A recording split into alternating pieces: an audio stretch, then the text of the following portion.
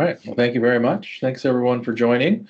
So I'm Steve Wilson. I work with Charles River Laboratories, based here in Senville, just outside of the Montreal area.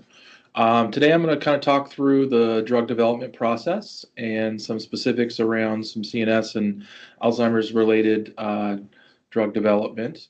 Really aiming to give you not just the facts, but kind of the framework for understanding why this work is so difficult and why some of the more recent breakthroughs are really meaningful. So this is just kind of a highlight of what we'll go through today. We'll kind of start with the fundamentals and then move into the CNS space and specifically Alzheimer's, and then into some emerging trends. So this is a very, it's a roadmap, right? It looks very complicated. There's a lot of things to do in the drug discovery development process. What I'm going to do is, this looks complicated. There's a lot there. We're going to break this down so it's a little bit easier to digest and understand understand the key aspects of this. A lot of times this process is not a one-way street. There's a lot of times where we have to go back and redo things or fix things. But the whole thing is really designed to ensure that we're identifying good drugs that do what we want, and to ensure that we develop safe drugs, right? So those are the two big things. We want drugs that do what we need them to do, and we want them to be safe. So this is a little bit simpler to look at, right? And so if you think about drug discovery and development, it's really two stages, right? The discovery stage, and it's finding those compounds that are treating disease, minimizing, effects of disease, those types of things. The second half is really focused on safety. How do we ensure that we're going to give to patients is actually safe for them to take? So that's in a nutshell. We'll kind of break this down a little bit further as we go.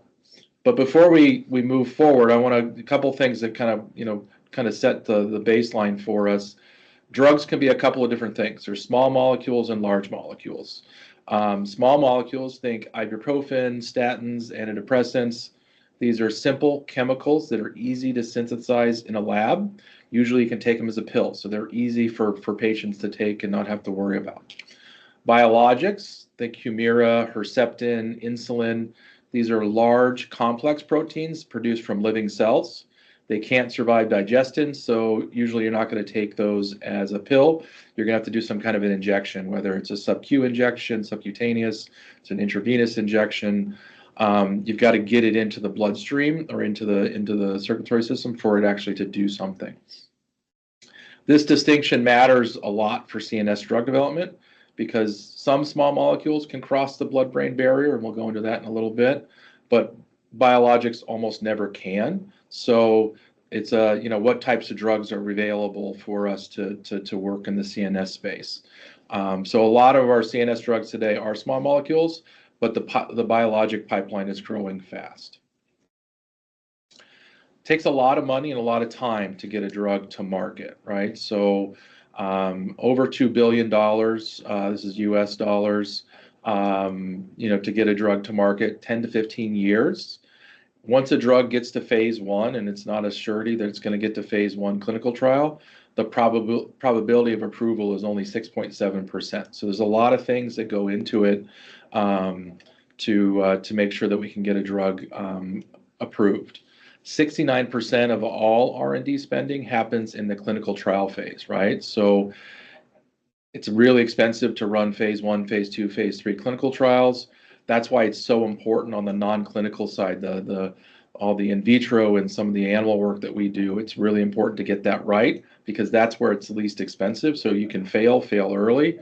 So we're not spending a lot of resource dollars on things that aren't going to make it into the clinic. And for CNS programs, they generally take sometimes 3 to 4 times longer than non-CNS programs, and the failure rates are higher because there's a lot of things that we have to work probably a little extra hard on the CNS space, and we'll go into that in some of the later slides. So we've got called the drug development funnel, right? It's a way of reducing the number of drugs that actually get to the clinic. So you may start with 5 to 10,000 compounds, where you say, hey, we've got a target, we've got an idea, we want to treat this this disease, you're going to start with a whole bunch and you're going to start weeding that down through the drug discovery process. Then you're going to get into the non-clinical, the preclinical testing where you get to about 250, and you're going to start bringing that down as you get into phase 1, phase 2, phase 3, and finally you're going to get a drug approved, right? So it's really industry-wide, the 6.7% approval rate. That's for all drugs being developed. For non-CNS drugs, it's about 13% drugs will get approved when they get into phase 1. It's down to that less than 6% sometimes for the CNS drugs. So there's a lot of hurdles that we've got to get through, whether it's safety or some of the efficacy work that we're doing, where we start to say, hey, this drug isn't going to make it forward. It's not going to do what we need to, or in a lot of cases, it's just not safe.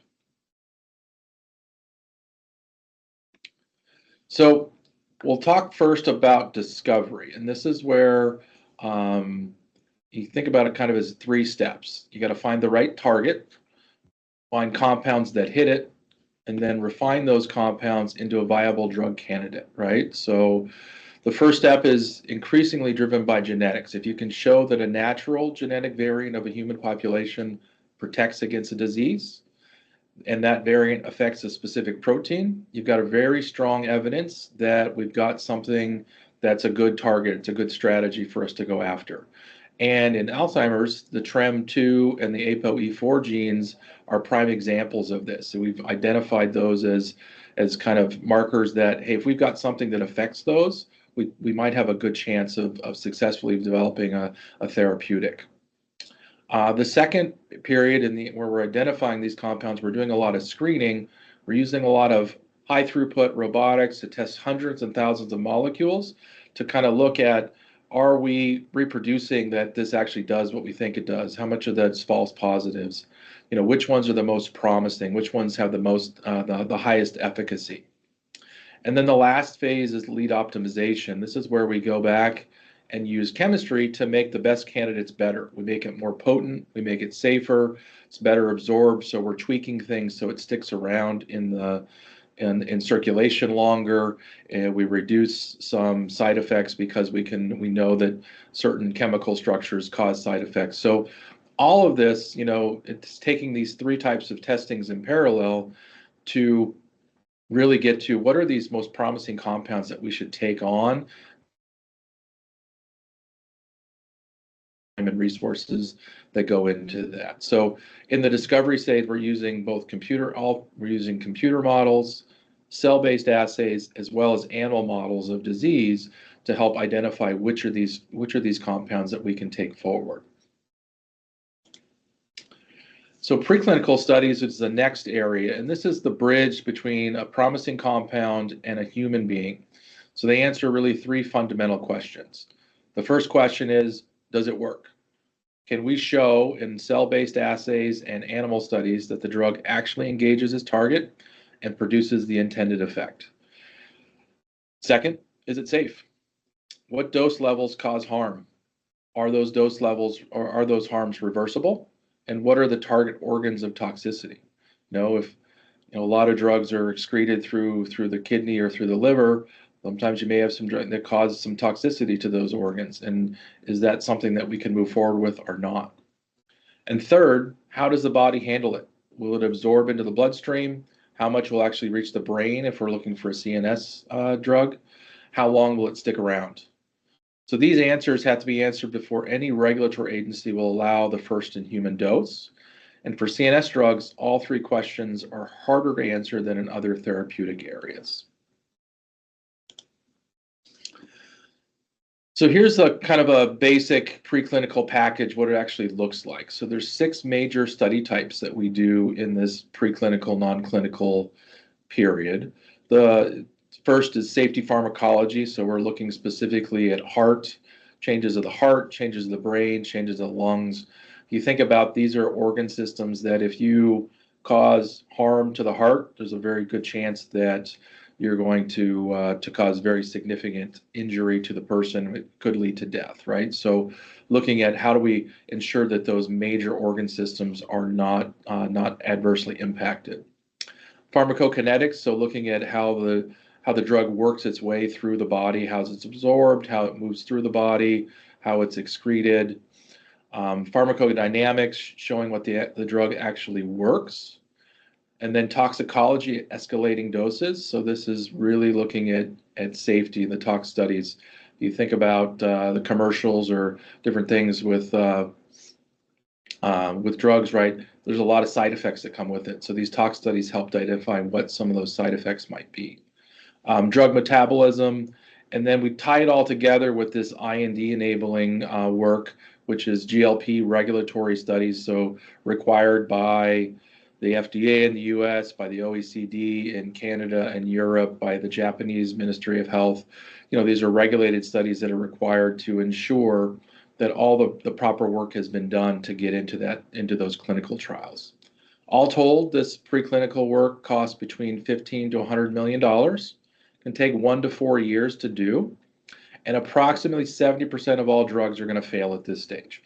And that's a good thing, right? If a drug's not good, you want it to fail here at these preclinical studies because you haven't invested a ton of money. You've invested a lot. 15 to 100 million is not a small amount of money, but you haven't invested those hundreds of millions or billions of dollars at this point. And then the last piece of the development process is the clinical studies, so phase 1 through 4. Typically, phase 1, you've got 20 to 100 healthy volunteers, primarily looking just at safety, right? What's the maximum tolerated dose? How does the drug behave in the human body? Because it's not going to behave in the human body the same as it does in a mouse or a rat. For CNS drugs, we often enroll patients rather than healthy volunteers just for ethical and scientific reasons. But phase 2, we move into patients with the target disease. Usually it's a bigger population, 100 to 300. And here we're establishing kind of proof of concept. Is the drug actually working in humans? This is where most CNS drug programs fail because we don't show efficacy in these phase 2 studies. Phase 3 are your large pivotal trials, so you're talking hundreds to thousands of participants. These are big studies, randomized, double-blinded. Often they take 2 to 5 years long, and success here leads to regulatory submission for approval of the drug. So if we get to a phase 3, that's where we then can go to the doctor's hands and they can start to prescribe it. Phase 4 happens after the drug's been approved. So this is post-market monitoring. This is required to catch rare side effects that trial populations are just too small to detect. Something that happens 1 in 10,000 or 1 in 100,000. You're not going to catch those most of the time in these smaller clinical trials. So that's where this post-market surveillance really comes in. So about 70% of drugs that enter phase 1 go to phase 2. Only a third of those then go to phase 3. But once you get to phase 3, about over half, about 55% of them actually will move on to an NDA. So, getting to phase 3, that's that pivotal point. If we get to there, the chances are starting to show that this is a drug that's going to make it. So that's kind of general drug development. I want to talk a little bit more about CNS drug development. CNS drug development's hard. There's 6 compounding obstacles that combine to create the highest failure rates in any therapeutic area. The first one is we don't fully understand the mechanisms of most brain diseases. Animal models just don't adequately replicate human CNS disease. So this is where this translational failures come in. The failure rates in clinical trials are about 90%. Compared to 70% for non-CNS drugs. So it's, all these things kind of are weighing against us. We don't have a ton of validated biomarkers for patient selection and monitoring. Now that's getting better, but there's still a lot of work that we need to do on that front. And then the blood-brain barrier, I mentioned that earlier in the slide, that blocks most drugs, and we'll talk about that more specifically on the next slide here. And then the brain itself, it's extraordinarily complex. There's more than 125 distinct cell types. They all interact with one another. So trying to deal with one or more of these can be quite complicated. So These hurdles explain why it took until 2023 for the first disease-modifying Alzheimer's therapy with confirmed clinical benefit to receive full FDA approval. That was lecanemab, right? So, it's taken a long time for us to get to this point, but there's a lot of things that have been making it hard. But we're learning from every drug that we're pushing through, and we're getting better at this. So I think the future does look brighter. So I want to talk a little bit about the blood-brain barrier because it's a big component of why it's hard to get drugs to treat CNS disorders. It's simultaneously the brain's greatest protection and a drug developer's greatest obstacle, right? It does its job exceedingly well. The blood-brain barrier is formed by specialized endothelial cells whose tight junctions are far more restrictive than anywhere else in the body. About 98% of small molecule drugs candidates can't reach adequate brain concentration. So you may get some small molecule that will come through the blood-brain barrier, but not at concentrations that we can actually have a therapeutic effect. And for biologics, large protein drugs, the number is essentially 100%, unless you have some very fancy engineered delivery methods to get those drugs in. So the practical consequence for drug discovery is that CNS chemistry must follow very strict rules compared to other peripheral targets. A molecule that would work perfectly well in the heart may never reach therapeutic levels in the brain or in the spinal cord. So even when a drug does get in, there's efflux transporters. These are proteins that act like molecular bouncers that actively eject it before it has a chance to work. So, really understanding, how much brain penetration there is, whether we're looking at brain to plasma ratios, CSF sampling, or PET imaging, it's really a requirement for CNS studies to really monitor. You can't just assume that it's going to get in because there's so much that's geared to keep things out. So how do we get past that, right? So there are some key strategies that we use to get in, and one way that we get around it, right? So most brain drugs are engineered to slip through the barrier on their own. So it's the right size and the right chemistry. So we know enough about it of how small that needs to be and how it needs to be kind of set it up so it doesn't trigger some of those efflux transporters. Others piggyback on the brain's own delivery system. So they hide inside tiny fat droplets. They travel via nasal spray along nerves that run from the nose to the brain, or they're disguised as food that the brain wants. And that's how a lot of like Parkinson's drugs have worked in the past. Is they're looking like things that the brain needs to bring in so that their cells can continue to survive. Focused ultrasound is an area that's been growing over the last few years where we can actually unlock the barrier temporarily for a few minutes in exactly the right spot and help allow drugs to get across this barrier.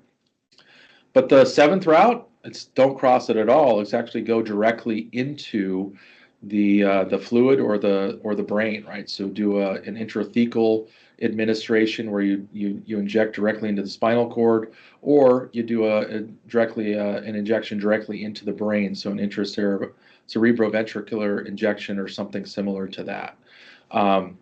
It's how several approved gene therapies and RNA medicines are being administered now, and it's becoming more important as treatments get more complex.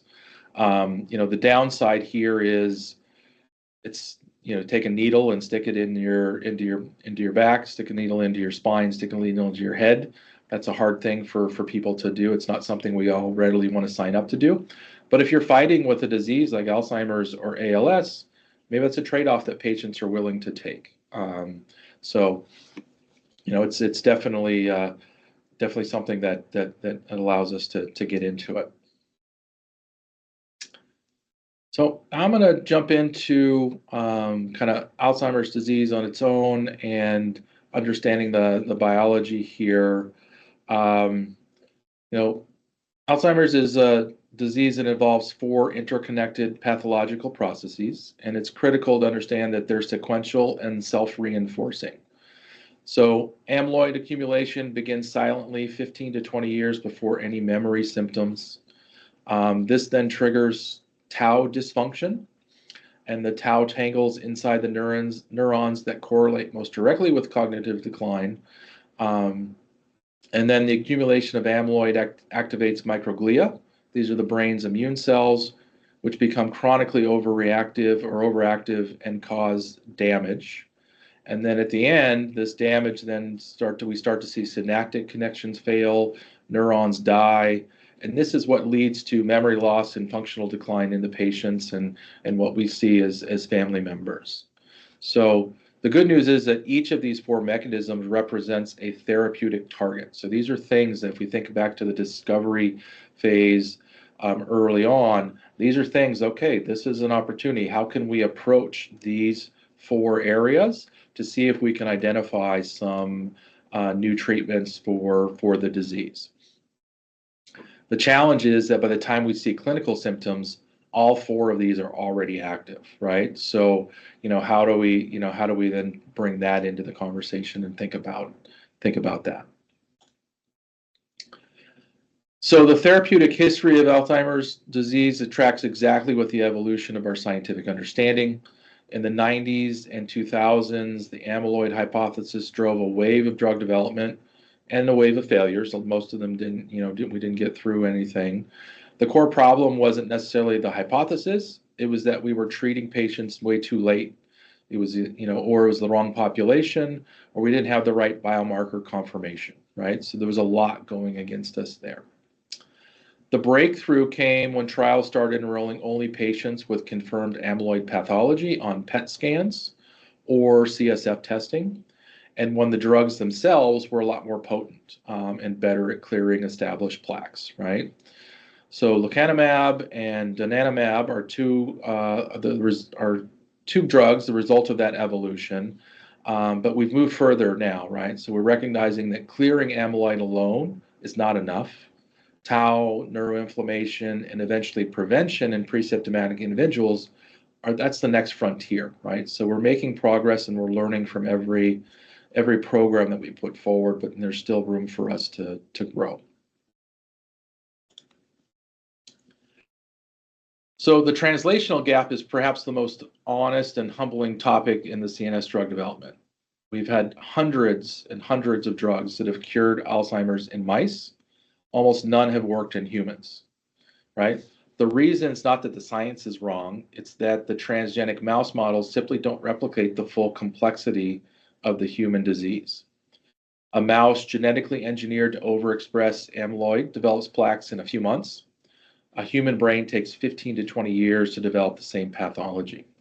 The immune response is different, the genetic background is different, the aging process is different, right? So the answer is better tools. How do we get to get past that, right? So scientists can now grow actual human brain cells in a dish, taken from real patients carrying real genetics. They can build tiny 3D brain structures and create chip-sized devices that behave like blood-brain barrier. They're far more relevant, these are far more relevant to human disease than a mouse model, and regulators are increasingly accepting them alongside traditional animal studies as part of the evidence package for drug approval. So the field's building a smarter, more complete toolkit where each method plays to its strengths. So rather than relying on these mouse models of Alzheimer's disease, we can use these other tools, organs on the chip, organoids, to determine, hey, this is something that's really going to work, and then we can use the animal models to help with that safety testing to drive those programs forward. So this slide just kind of brings together the practical, non-clinical, and clinical requirements that are specific to Alzheimer's programs. On the non-clinical side, the most distinctive requirements are demonstration that brain penetration through CSF sampling or microdialysis, it's not just plasma PK. We need to know that it's getting in the brain at appropriate concentrations. Abuse assessments required for CNS active drugs. So is this something that could potentially someone can get addicted to, right? And how would that affect the efficacy of the drug or the health of that individual? On the clinical side, the revolution in Alzheimer's trials has been driven by two things: biomarker confirmation of patient selection and a better defined endpoints. So like the area safety signal, the brain swelling and microbleeds occurring in about 20% of patients that are taking anti-amyloid antibodies, it requires mandatory MRI monitoring and careful genotype stratification. So, this is all stuff that we need to be conscious of because it's serious and it can, certainly impact the ability of patients to continue on treatment protocols. The last thing is diversity in trial populations remains a significant unresolved challenge for the field, right? So we need more diverse patient populations in these trials. So thinking more globally, thinking how you can expand into other patient populations to make sure that we're getting full coverage or really understanding the possibility of the impact of these drugs. So the regulatory landscape for Alzheimer's has been transformed in the last 5 years. The accelerated approval pathway, which started back in about 2021, allowed the FDA to approve a drug based on amyloid clearance as a surrogate endpoint rather than waiting the full 18 months. So that was a game changer, right? Hey, we can look at stuff earlier and make some decisions. That one's a little divisive, though, because that was actually pulled in 2024. But that pathway enabled a faster approval for aducanumab in 2021. But as we get to the 2024, in 2023, 2024, lecanemab and donanemab, now you're taking the full traditional approval route through phase 3, show genuine clinical benefit, right? So showing that it works, and that was the game changer from a treatment perspective. And then donanemab coming in, about a year later, was a novel concept, was stop the treatment once the amyloid plaques are fully cleared because the drug had done its job. So, those were two big changes in how we're treating disease. On the biomarker side, the emergence of blood-based tests that can detect Alzheimer's pathology with near PET accuracy. So PET is the scanning accuracy. It's potentially the biggest near-term revolution because it allows us to get going cheaper and faster in patient screening. So we can start to assess, hey, how can we get people into these clinical trials sooner? So some of these biomarkers here are really kind of driving that forward.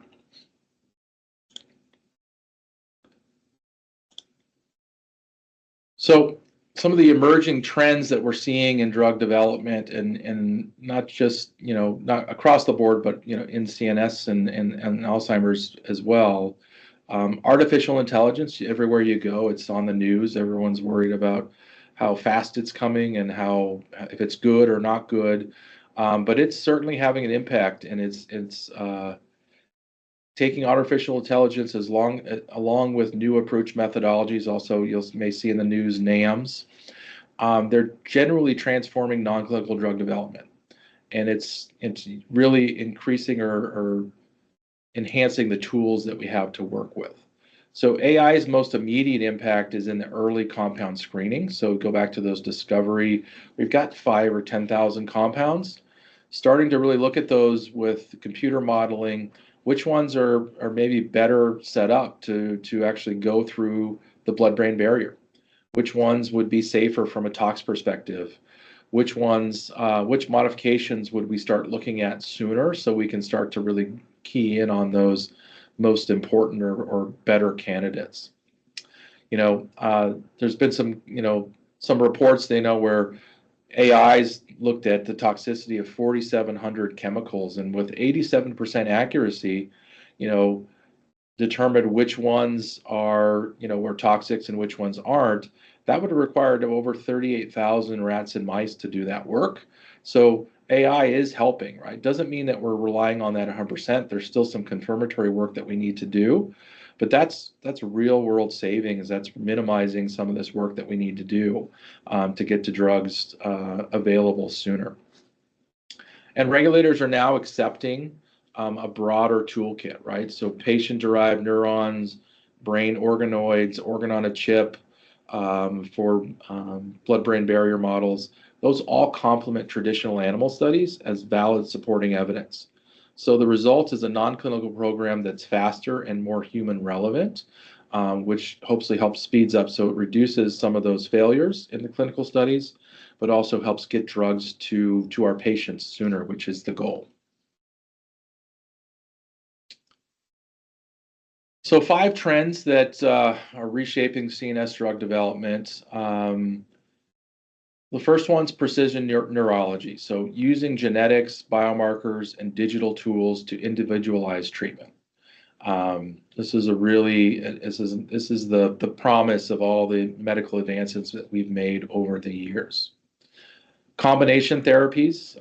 This is borrowing a lesson from HIV and oncology that complex diseases need multi-target approaches. We know that there's 4 main, kind of drivers to Alzheimer's, right? So why just focus on one? Why can't we focus on 2 or 3 or all 4 of those, right? Prevention and early detection. How do we treat before symptoms, in those 15 to 20 year window that we know exists, right? Where these amyloids are building up and the things are starting to change. How can we prevent some of that? And there's some early data suggesting maybe some of the GLP-1s, right? Semaglutide and some of those things may be helping for different reasons. Maybe it's reducing inflammation or that. So, how does that play into this as well? Global data consortia, so pooling data across thousands of patients internationally to validate biomarkers and power smaller, smarter trials, right? So if we can, instead of having to enroll 5,000 people or 2,000 people, if we can enroll 500, but we've got the right people to make sure we're getting the correct answer, that's going to save us time and it's going to save us money. And then patient-centric designs. So remote monitoring, wearables, decentralized trials make it easier for people to be part of these clinical trials. That'll help improve the diversity in those trials. That's gonna help us get to better drugs that are gonna have a better impact on the disease. So together, these 5 trends represent the field's accumulated answer to all the reasons past Alzheimer's trials have failed, right? It's how do we learn and take that and move forward and do something better the next time around. So I kind of want to conclude here with, that CNS, the big take home, CNS drug development is difficult. It's genuinely, fundamentally difficult in ways other therapeutic areas are not. But it doesn't mean it's impossible. Lecanemab and donanemab are the first disease-modifying therapies for Alzheimer's to receive full FDA approval and achieve meaningful clinical use. And that represents a genuine turning point after decades of failure.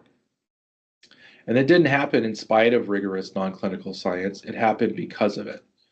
Every safety pharmacology study, every toxicology package, every brain penetration measurement contributed to getting those drugs safely into patients and through regulatory approval.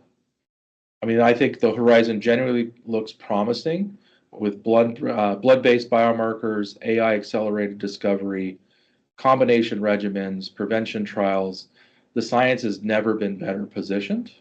So I think that it's a good place to be. I'm excited to be involved in drug research at this time because there's a lot of opportunities for us. So with that, I appreciate your time and I'm happy to take any questions you might have. Thank you so much, Stephen. That was a really great presentation. You gave us a really nice overview on, how drugs do come to the light of day in general, and what kind of specific barriers we're encountering right now with regards to Alzheimer's disease. So yeah, we can open the floor if there are any questions. Right? While everyone's thinking of questions, I do have a question. I was curious to know if there have been any progresses or advances made in terms of those mouse models you were talking about, right? Where we can overexpress APP in a mouse and make it produce amyloid, but that doesn't really necessarily replicate the disease. Have there been any changes, updates in that regard? I mean, there's constantly looking. There's academic groups that are working on refining those and making those more translatable.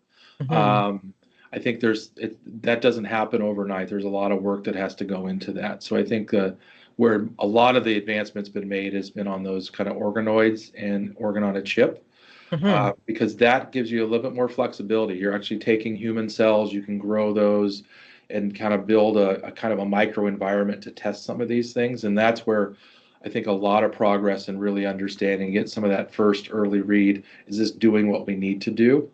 Most groups they'll do some confirmatory work in those traditional Alzheimer's mouse models to see if there is also some impact going on in there, because the organoids and the cells on the chip and those things, they don't have the full body, right? So part of the reason we do this animal research is there's a lot going on in our bodies. It's what's going on in the brain, the heart, the circulatory system, our muscles.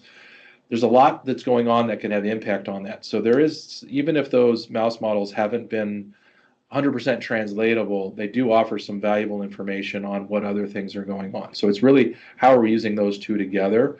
But I would say, and I don't know specifically, but I would imagine that there is continual refinement on some of those mouse models to see if we can get to improve that translatability to there, because I don't think these organoids and organ on a chip aren't going to fully replace those. We have to use those together.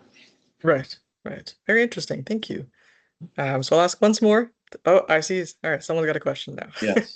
Time So I know that donanemab is not yet approved by Health Canada. soon. Soon, right? So I think that's the lecanemab is donanemab. It's in process. I don't know exactly when that is, but I think there's hope that it will be soon, very, very soon.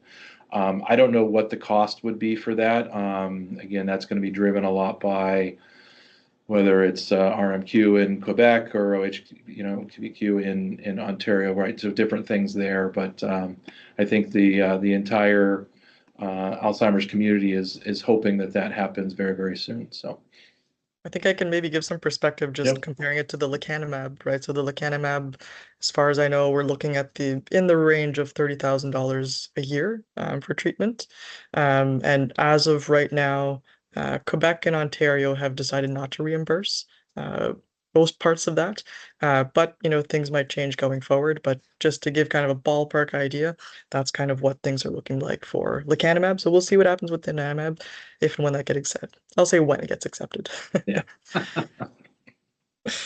Looks like there's a couple other people typing here, so we'll give them just a moment.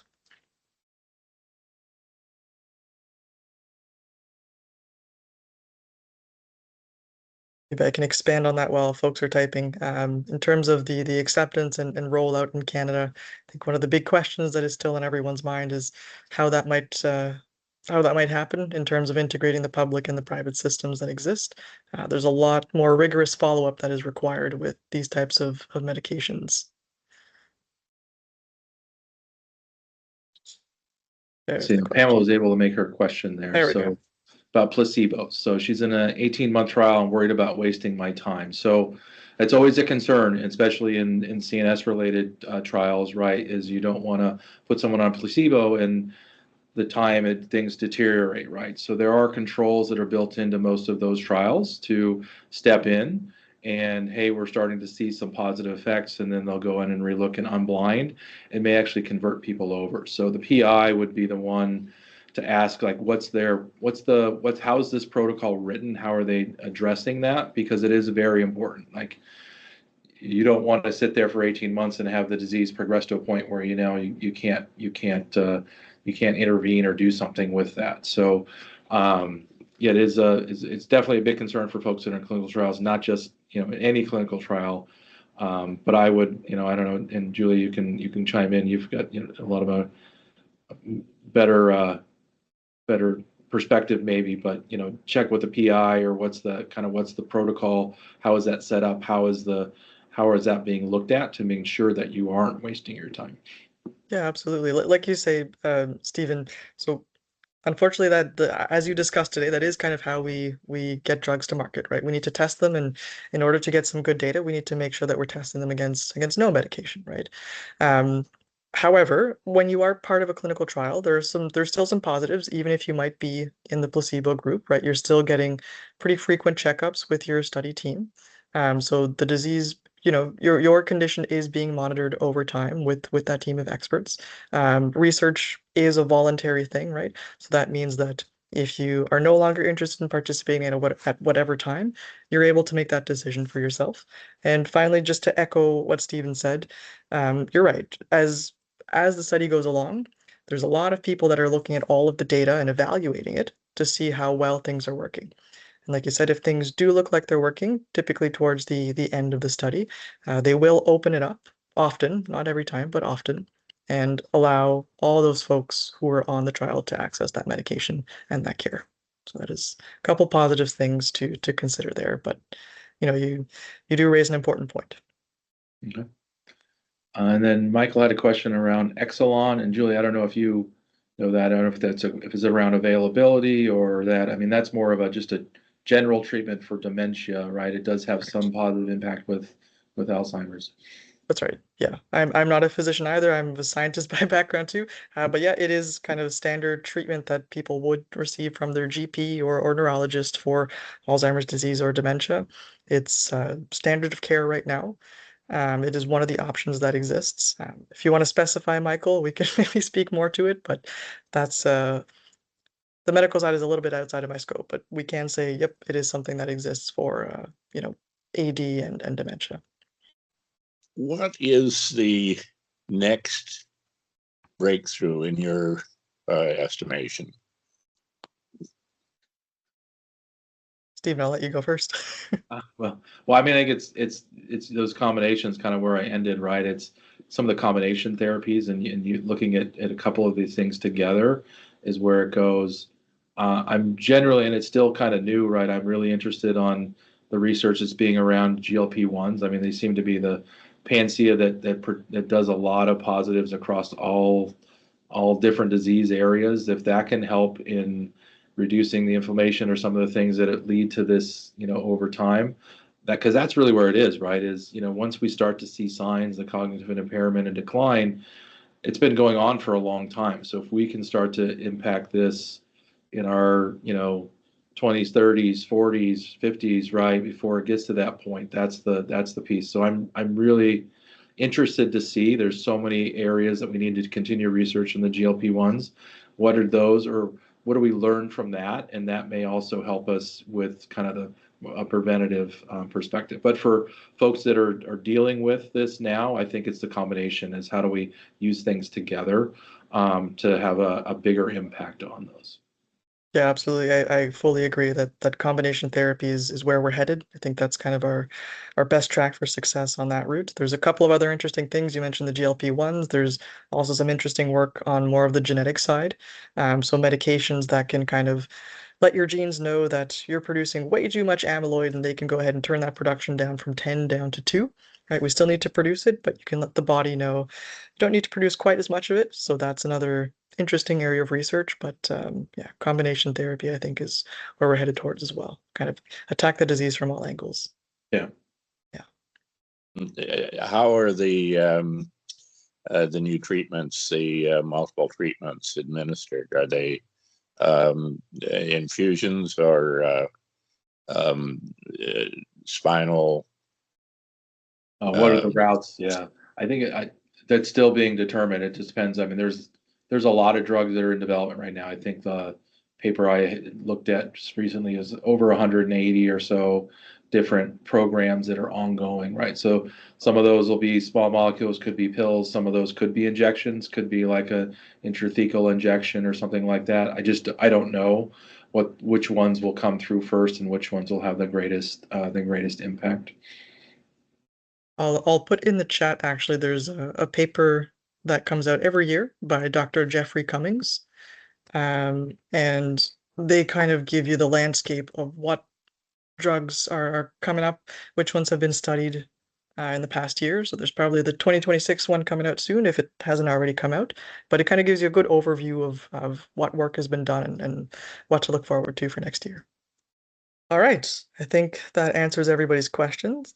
So we'll thank Stephen again for that great presentation. Really gave us a really good overview of the whole journey of how we get to, some folks here are in some trials, and so how, the journey of how we got there is always really interesting to hear about. So thank you very much. Thank you for everyone for coming. Wishing you all a good long weekend. Yeah, thank you. Thanks everyone for joining. All right. Thank you. Yeah.